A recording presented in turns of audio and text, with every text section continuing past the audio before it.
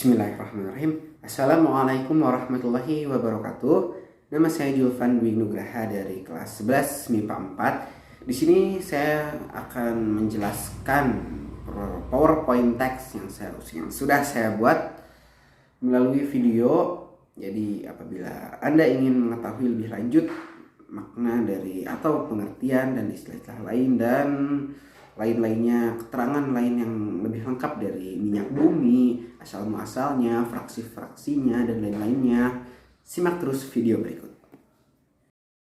Di sini saya akan menjelaskan minyak bumi. Yang pertama saya akan jelaskan asal muasal minyak bumi.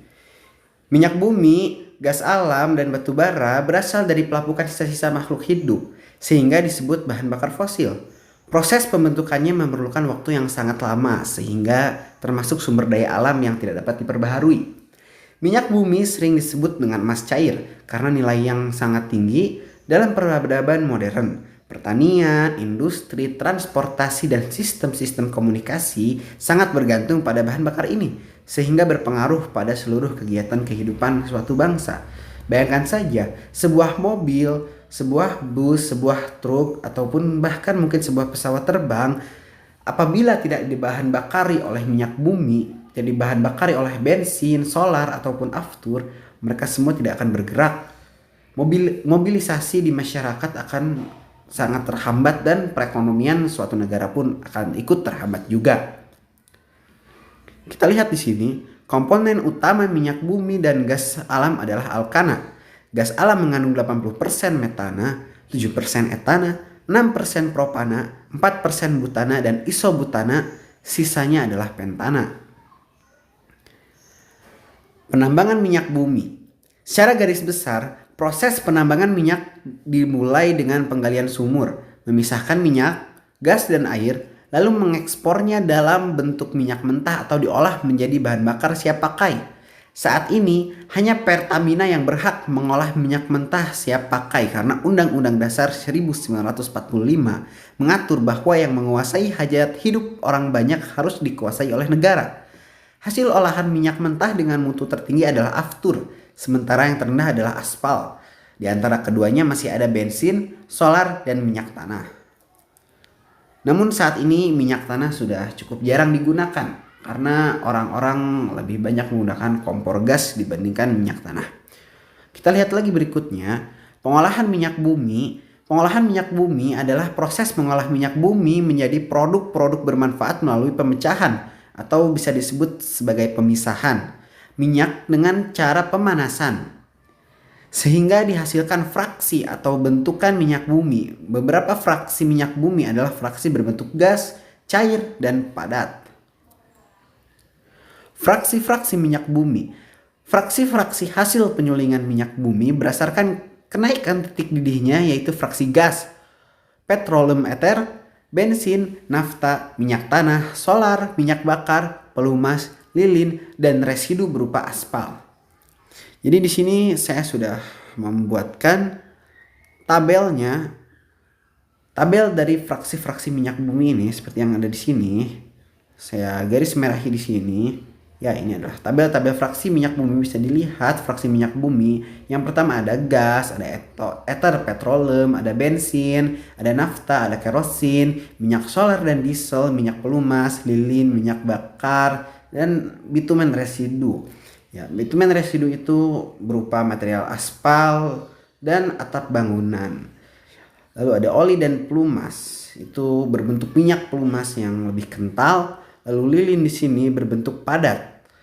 Lalu minyak solar dan diesel ini bisa dibilang berbentuk cair dan ada gas di sini. Jadi ini biasa disebut sebagai fraksi dari minyak bumi. Oke. Lalu kita lihat berikutnya bensin. Ya, bensin adalah suatu benda cair yang saat ini menjadi hajat hidup orang banyak yang dikuasai oleh negara karena Undang-Undang Dasar tadi. Lalu penentu kualitas bensin. Apa sih penentu kualitas bensin itu? Kualitas bensin dapat ditentukan berdasarkan bilangan oktan. Bilangan oktan merupakan angka yang menunjukkan persentase senyawa isooktana. Di sini di dalam kurungan 2,2,4 trimetilpentana dalam bensin. Bilangan oktan 100, maka artinya bensin memiliki isoktana murni dalam sifat pembakarannya. Namun dalam bilangan oktan 100 berarti mesin pun harus mendukung bensin yang bisa meminum bilangan dengan angka oktan 100.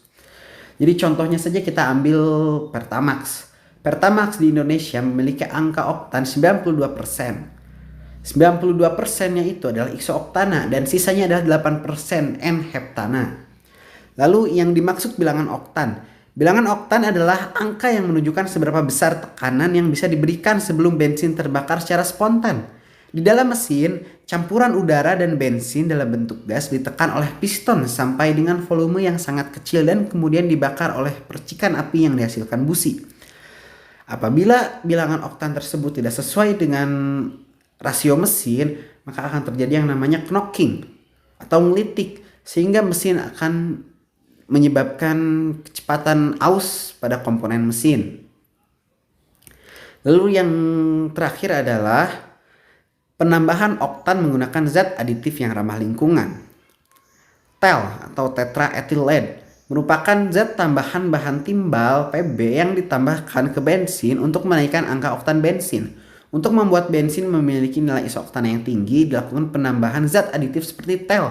Tetapi penggunaan TEL ini untuk menaikkan kadar oktan masih menghasilkan buangan berupa timbal yang sangat berbahaya bagi kesehatan manusia.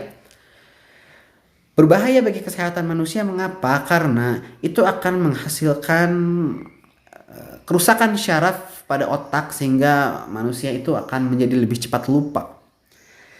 Lalu di sini ada alternatif untuk menggantikan zat aditif TEL adalah MTBE, naphthalene. Karena ketika MTBE dicampurkan dengan bensin, hasil pembakarannya tidak menghasilkan emisi partikulat timbal dan gas belerang yang berbahaya bagi kesehatan. Terima kasih Anda telah menyimak hingga akhir.